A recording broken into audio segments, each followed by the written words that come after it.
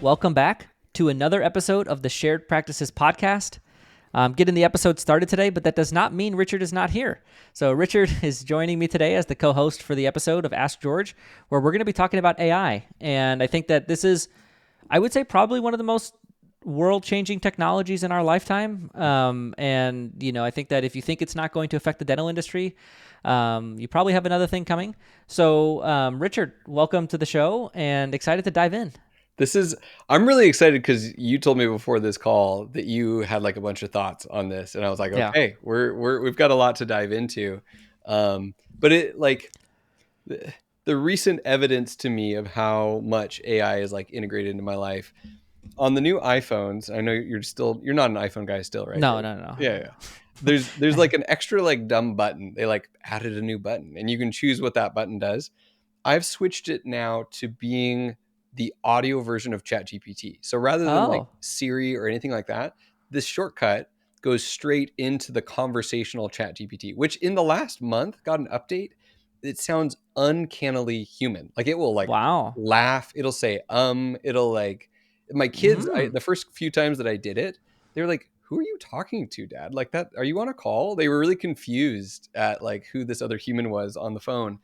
And like the fluency that we have in AI as a business owner is just such an accelerator. And I'm really excited on your side of things. I think we could get into like personal use of AI. We could get into personal productivity, but practice management in particular, and how do we incorporate this into a dental office? I'm really excited for your perspective. Yeah. So I think, the first thing I'll say is it's uncanny how people are beginning to essentially use AI in relationship, right? So like you have people who use AI to feel less lonely, or you'll have people who are using AI as a companion, right? So it's like there's this whole element of AI that is, I think, really, it's really taking the amount of use cases and things that people are doing with it continue to grow and get more creative. Yep. And it's extremely capable. And so if somebody is like, let's just start from the basics. What these learning language modules are, which is like ChatGPT, Claude, Grok, all of the other ones, they're essentially supercomputers that have a PhD level of expertise over just about everything. So if you think about like, if I ask it a question, it's like, if your question is about biology, for example, and human physiology, then it will respond with the capability of a PhD in that field. So like, you got to know, like, that's the level. And it's very like, I use the term industry standard, but like, you kind of got to know that you're also getting quite mainstream feedback from it. So it's like, if you ask it a question, it's going to give you kind of like the generic answer, but at a PhD level. And so like, it's an extremely powerful tool. And I want to start with, maybe some of the obvious use cases that people are probably not aware of, and then move towards some that I think are, I'm going to try to start with usefulness and work our way up. Because I think like, for us on the DSO side, right, we have 38 offices. Like, I would think it's super useful to have an AI that can categorize expenses, right, internal to our company. It's like, but if you're a solo dentist with one office, like, you probably don't want to spend the amount of time required to get an AI to do that. You would want to focus on other things. So I'm going to kind of start with some of those applications that like every dentist should use and evolve up into, something different. So I think the thing that I want to start with is AI co-diagnosis. I think it's like the most obvious and I would say best version of that. So from my perspective, there's different companies that do it, but patients, I've looked at data on this, and it's pretty interesting. Patients say that they trust the AI at times more than they trust the dentist, which people think it's backwards. They think like, oh my gosh, AI is going to diagnose it. Like, I don't think that that'll be true. But patients really view this as an objective piece of information, no bias to it. And so, when you're introducing, the first place I would go, if you haven't yet, is I would use AI to co-diagnose, right? And so if you have some type of co-diagnosis in your practice where team members are trained to communicate with patients on treatment options, then like having the AI sort of like standardized treatment recommendations across the different team members, just be that extra set of eyes on all the clinical images. Like that's just like kind of a great application initially. So I think that's like the one. I don't want to spend too much time on that because I think it's pretty like well known that this happens and people do it. But Richard, any thoughts on kind of the clinical? I know we said it's practice management. I view this as practice management from a case acceptance perspective. No, I mean, this directly impacts the success of your practice. Yeah. So it just comes down to like, I think when this first came out, the number one, the trust of AI wasn't as high by the dentist and maybe by patients. So that, interestingly enough, just like how common AI is now and how much people use it, I think lends power to this as a tool. Plus, number two, I think the technology wasn't as good. So maybe a few years ago, there was less options for co-diagnosis and they maybe integrated less well, any of that. So if you've looked at this in the past, it seems like this is a good time to relook at this as like, no, there's good solutions. People trust it. It works. It improves case acceptance. So why wouldn't you do it? Yeah. And then the next one that I would say is anything that you write.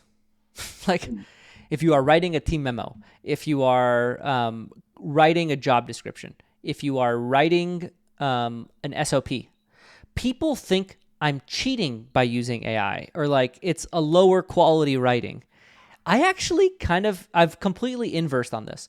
So in part of my annual reviews with team members or more formal reviews, I will judge them based on their AI usage in the workspace. And so I give them feedback on how they use AI in the workspace. And there's two extremes.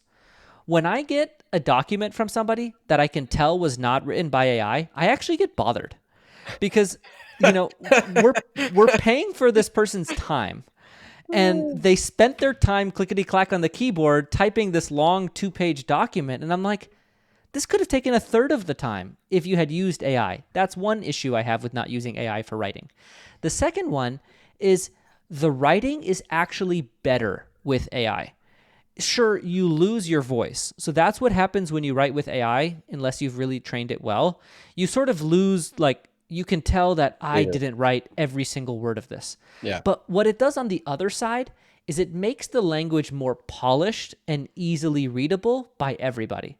So what happens when you type organically is you use words that you use when you talk. So it's like your style, your tone, your vocabulary sort of comes through in your writing. When you write with AI, they use like the most mainstream general terms, like clear. It's so much more professional and polished. So when somebody gives me work that they did all themselves, it's like this took 3 times as long and it's not as professional and polished if they'd used AI. I don't like that. But then AI has this like 80% solid, 20% fluff that's like, they call it hallucination fluff. So it's like the AI doesn't know what to say, but they got to say something. So they kind of BS it. And so when the other side of this is when people use AI too much, they're giving me something that is very fluffy. So there's like a lot of, the purpose of this document is blah, blah, blah, blah, blah for 2 paragraphs. This and this and that. I'm like, this is a bunch of stuff I don't need to be reading. Right. Like you need the AI to be concise or else people will just glaze over it. So you need your things to be very punchy. Like everything in here is there for a reason. The other thing is it needs to be contextually correct. And so when you're looking through the AI, you need to be looking at saying, is anything here BS?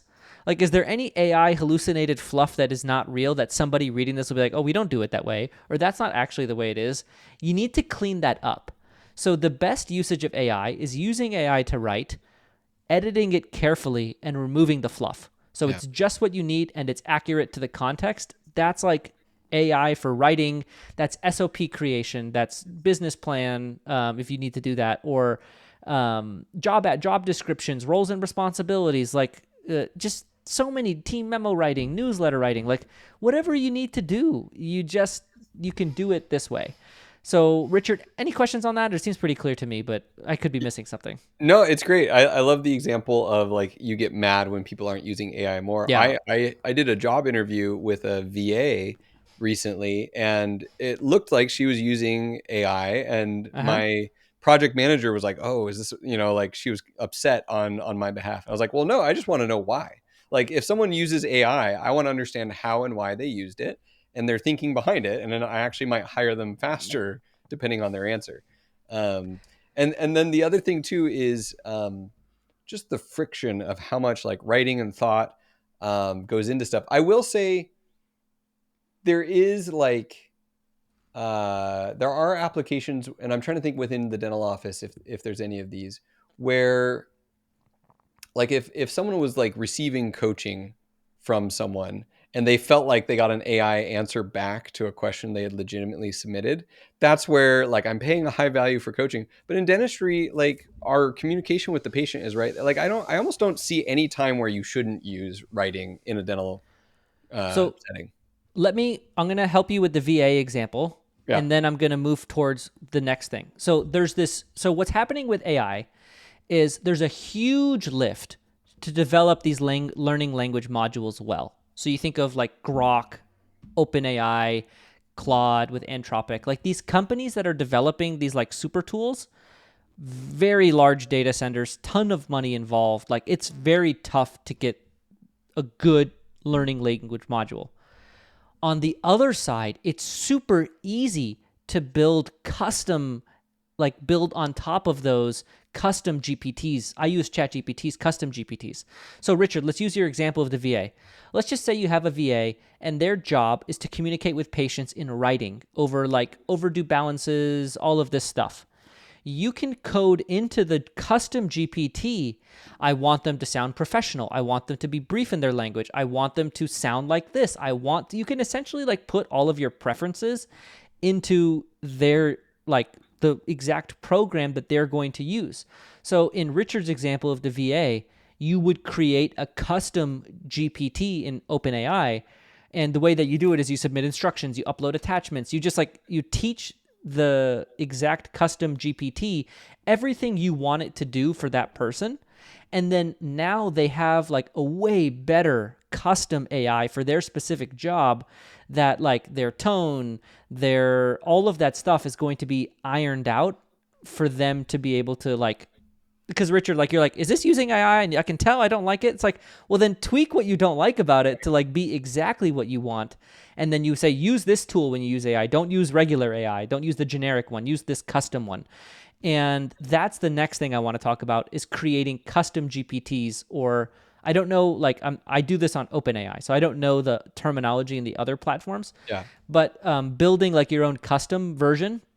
So a really common one that I would do is, let's just say I was like really wanting to go gung-ho on this and I was at a dental office. I would go with dental assistants, hygienists, and front office team members. And I would literally take all of my written documented processes and upload all of the dental assistant ones to a dental assistant GPT, all of the hygienist ones to a hygienist GPT, and all of the office manager ones to an office manager GPT or a front office GPT. And then I would put it on their desktop and I would say, hey, if you have a question about how to do your job, I would like you to ask this thing before you ask anyone else. So then it's like, if I don't know where the instruments go, or I don't know what to do if a patient has this, or I don't know if this, you type it in and you ask, and then it will use your protocols to answer their questions. And that's where you really need to go next with this is, in my opinion, using it for like team training, questions that they're asking, all of that type of stuff. And so from my perspective, like that's where I would be. If I was a single practice owner, I would codify all of my processes using AI for the writing version of it. And then I would upload them by position to these things. And I would say my dental assistants, hey, you got this, your hygienist, you have this, your office managers, you have this. And let's just say an office manager, or let's just say a hygienist is doing an exam and they're like, man, this silver filling has a crack. What do we tell the patient? Well, they ask the thing, they say, silver filling with a crack on the marginal ridge, what do I diagnose? And if you've uploaded the proper diagnostic philosophy, then it should be able to spit back to them. And so then they can just have that very quick and readily available answer. And so I think that that's like a really underrated use case, and it's super easy. I mean, you can build one of these in 30 minutes if you have the documents. You just upload it, you give it instructions, and you just go. And it's so easy.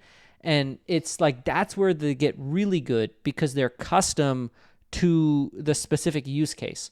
So Richard, any questions on that? Because I feel like that's where, I would really point I mean, obviously, right, Pearl or Overjet or any of the, diagnostic ones, then, writing and using it in your daily life or your management. And then I would go team training, answering questions, having my protocols be, in a learning language module that people can ask it questions and they can get answers. Yeah, I think the other part of that is it goes back into the inputs, is like how Yeah. good of data are you feeding this? How clear are you on Mm-hmm. your protocols, on how you diagnose, how you think about things? So it goes back to that, do we have everything clearly documented and current and spelled out? And therefore, this is going to be more and more useful.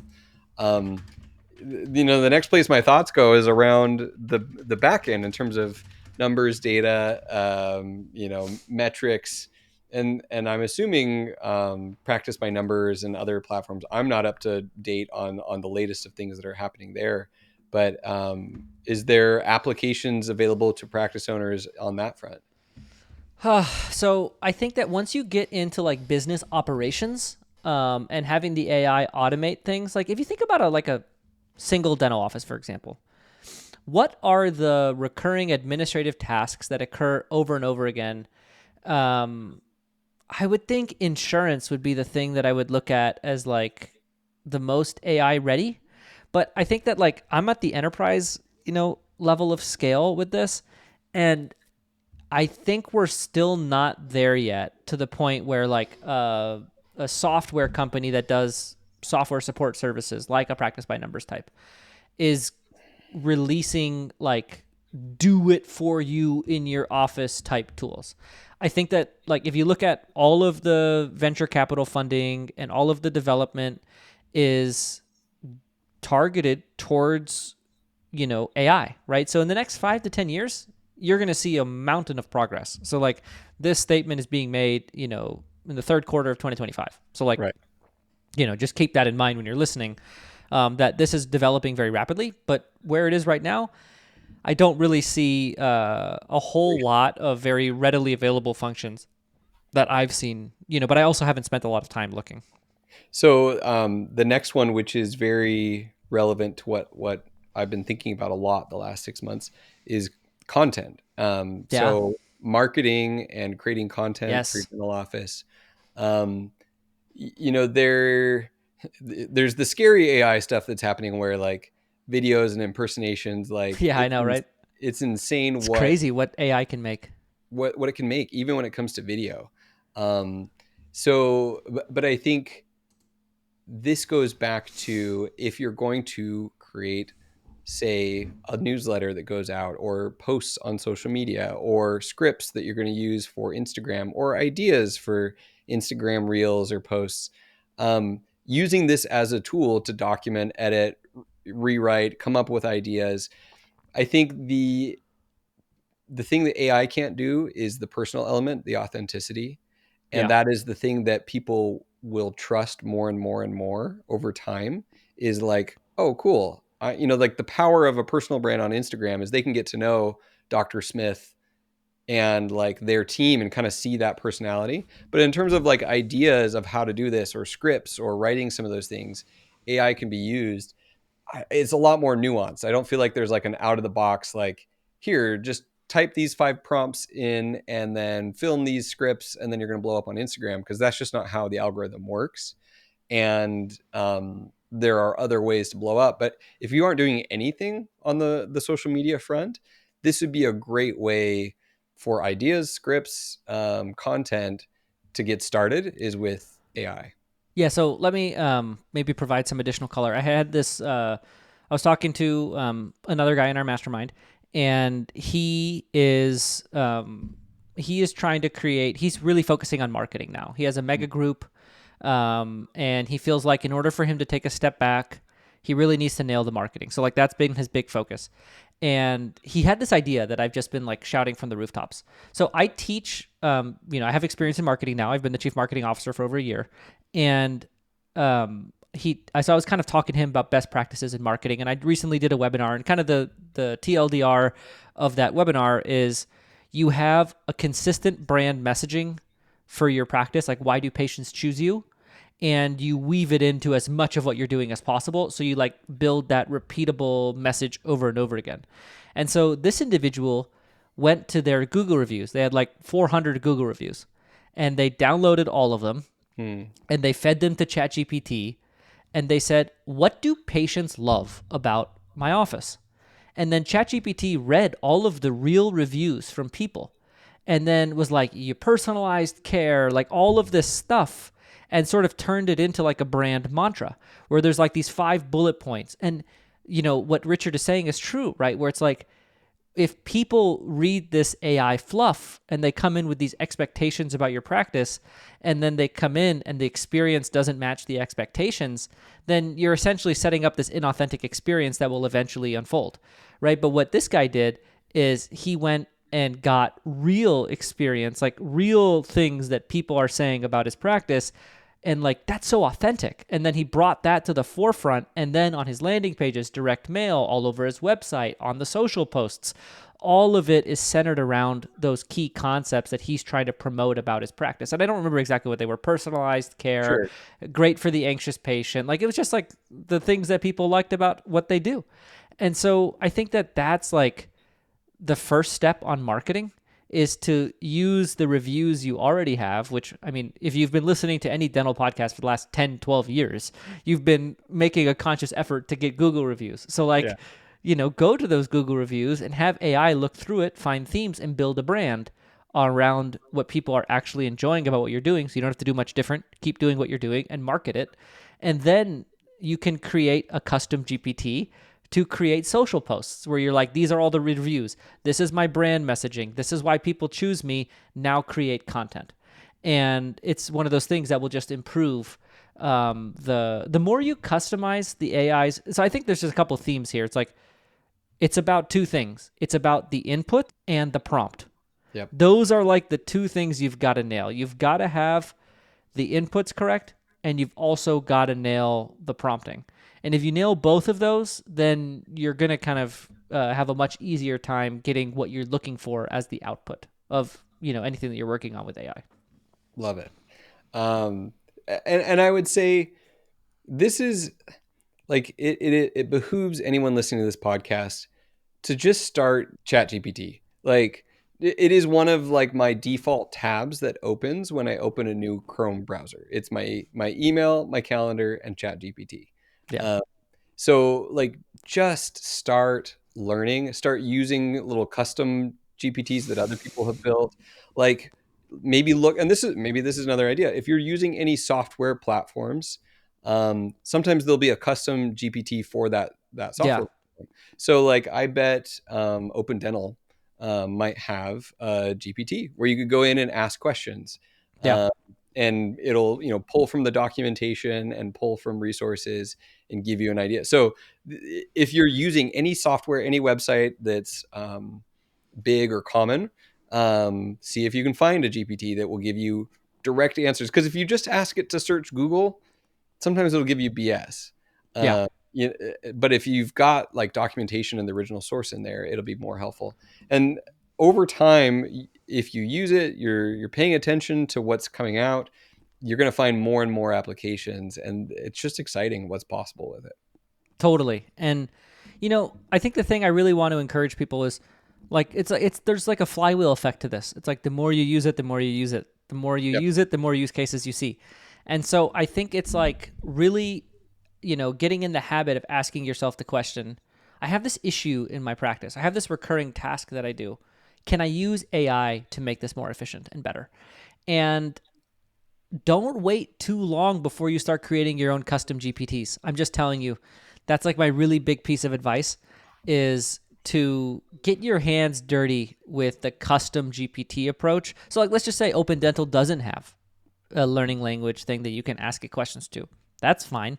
Go download all of the instructions online, feed it into your own custom GPT, and then you've just made one in 20 minutes.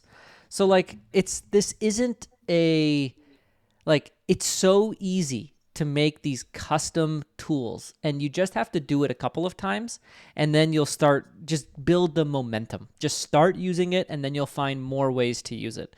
Highly recommend that, and feeding it good stuff. Like whatever you have documented, like get clear on what you have documented and try to say, how can I use this to feed it to an AI to get, really good results? And the other thing is there's projects.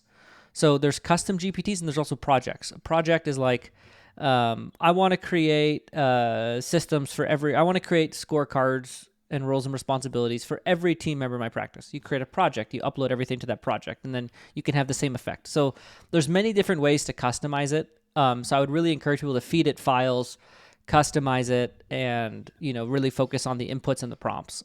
The application, so I haven't seen any of them implemented, and that's where I'm not talking from authority here. But the idea is you can have your calls listened to by an AI and analyzed how your team handled those calls in booking those new patients. And if you think it's not smart enough to do this extremely well, like you don't understand the power of this, it's smart enough that my buddy works for a company that does outbound sales calls using AI doing the calls, and they set up a real sales call. So it's like they're the call setter. They'll call cold, they'll cold call hundreds and hundreds of people and set up appointments for the real sales guys. But they sound incredibly real. And so it can definitely analyze what your team member is doing. And if it has the right criteria, it can give very specific feedback on, here are the missed opportunities. This is what you aren't doing and what you are doing. And in fact, these patients need to be called back because if done right, you could have closed these ones potentially. Yeah, so I think you nailed it with phones. I can't believe we didn't talk about phones. Because the phones, there's grading the call, like listening and recording and, judging team members' performance. There's also answering the call itself.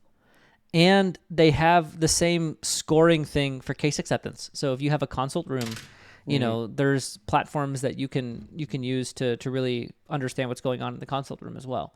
So like, I think grading team members on their performance with transcripts is an excellent use of AI. And with phones, it's like the most, like, where else are you going to be able to record a team member's interaction with the patient? Right. The phone is like the core place for that. And so I think that there's an emerging, absolutely, there's tons of AI phone stuff coming out, and there's stuff that is generic, and then there's other companies that will custom build for you. Like let's just say you want overflow instead of putting it offshore or with a backup contact center. You have an AI bot answer your overflow calls. So there's so many different ways that you can use this. I think phones is a massive one. Another one. I mean, like, here's the funny thing. If this call goes on long enough, we'll keep on thinking other ones. I actually have a friend who's a member of Next Level Fathers who's developing a note-taking software for dental notes using recording, like what's going on in the operatory, and then transcribed and filling in all your notes to be ready to be checked. So, wow. Tons of applications, and they're just going to keep coming out. Totally. They will keep coming out. Absolutely. And I mean, and you could have recording of team meetings, documenting who's doing what, action items. Like, there's so many different things.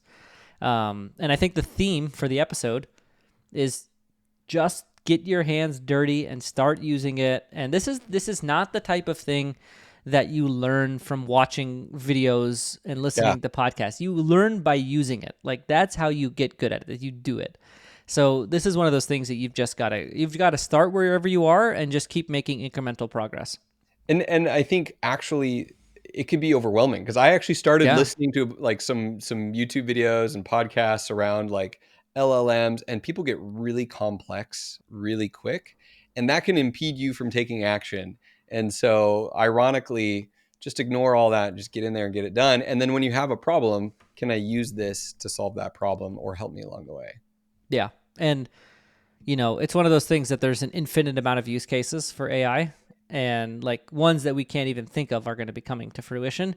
And so also have a place where you're sort of on the know for where, what's upcoming in AI in dentistry. And so I don't think this is the podcast for that. I mean, we'll talk about AI here and there, but we're not really like an AI for dentistry podcast.